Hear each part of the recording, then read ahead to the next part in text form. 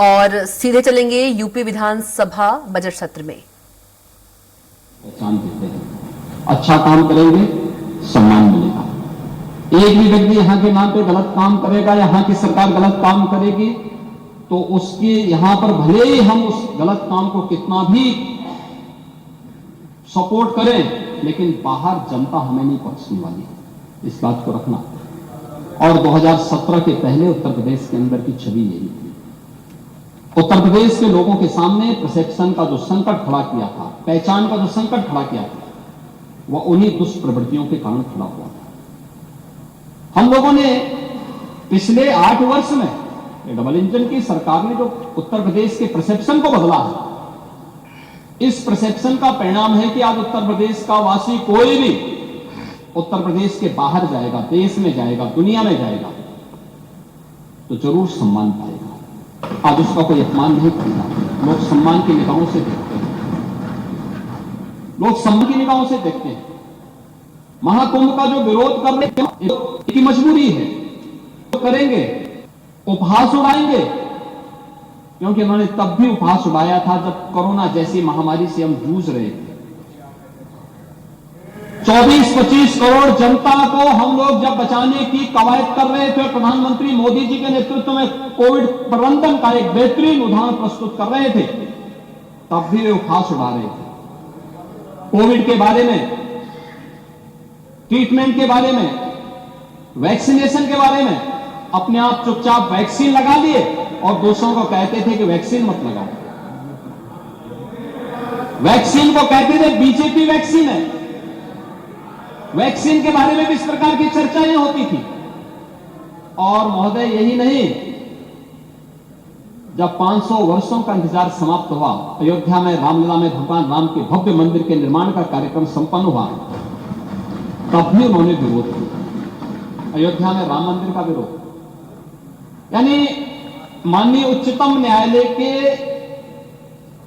एक संविधान पीठ के द्वारा सर्वसम्मत से फैसला देकर के 500 वर्षों के इस विवाद का हस्तक्षेप किया गया। अयोध्या में रामलला का विराजमान होता है, तब भी समाजवादी पार्टी इसका विरोध की।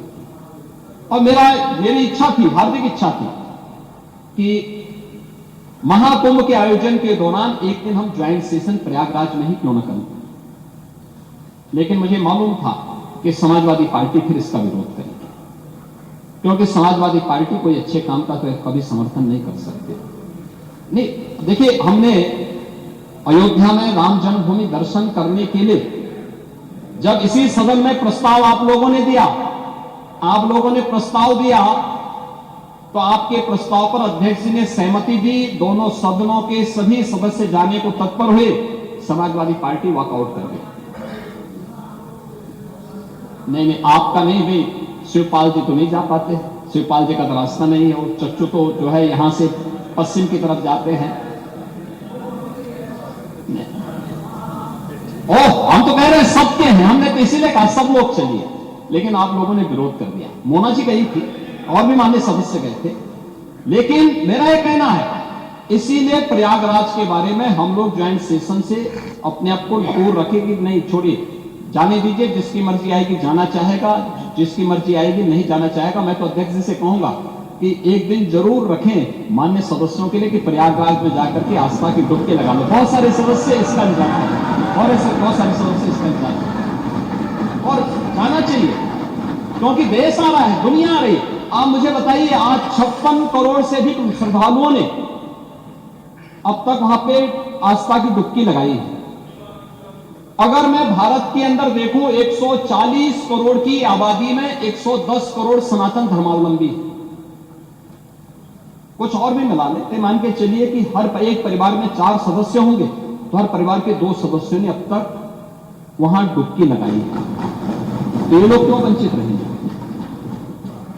ये क्यों वंचित रहना चाहते हैं? जो अगर बहुत सारे लोग इंतजार कर रहे होंगे कि हो सकता है कि यहां पे कोई हम सेशन कर लें, मेरा कहना है कि एक अवसर मिलना चाहिए मान्य सदस्यों को, वहां पे जाकर के व्यवस्था की डुबकी लगाएं।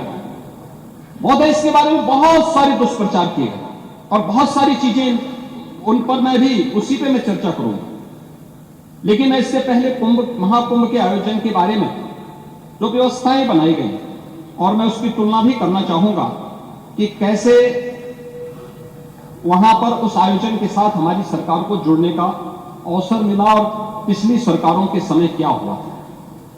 अब आप लॉजिस्टिक की ही बात करते हैं महोदय, मैं जो भी चीजें वहां कुंभ के आयोजन के साथ जुड़ी 2013 के साथ अगर हम जोड़ें इसको 2013 में प्रयागराज कुंभ के साथ देखें, 2013 में आयोजन था 55 दिन का और 2025 के महाकुंभ में आयोजन है 45 दिन का। आयोजन की तिथि न मैं तय करता हूं न सरकार तय करती है, ये हमारी धार्मिक व्यवस्था का एक हिस्सा है और उसके अनुसार जो मुहूर्त होंगे उस मुहूर्त के अनुसार ये आयोजन तय होते हैं। पौष पूर्णिमा से और महाशिवरात्रि के बीच का आयोजन कुंभ के आयोजन के लिए होता है। यही आयोजन इस पूरी उसके साथ जुड़ता है। मेले की अवधि 55 दिन थी 2013 में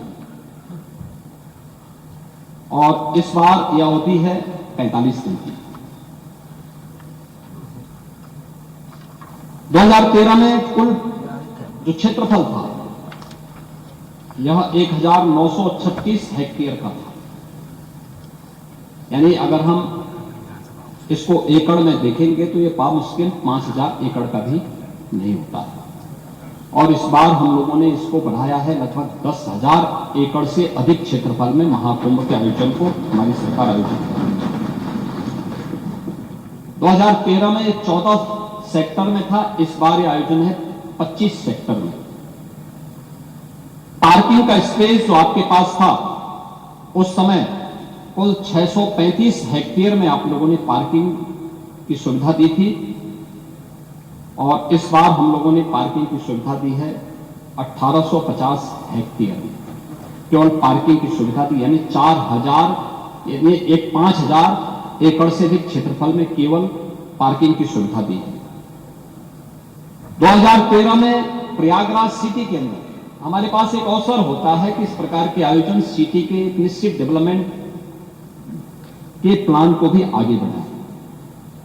आपने देखा होगा 2013 में प्रयागराज सिटी के बारे में कोई आरओबी नहीं, कोई पक्के घाट नहीं, रिवर फ्रंट के लिए कोई कार्य नहीं हुआ।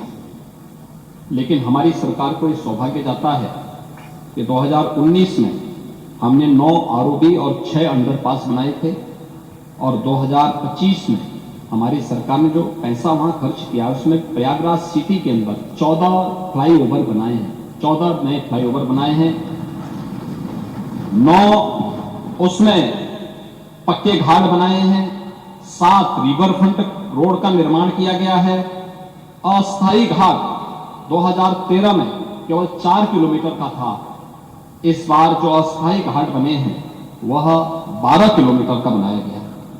शटल बसेज आप लोगों ने 2013 में एक भी नहीं चलाई थी, याद करना, ये शटल बसेज ही फ्री में श्रद्धालु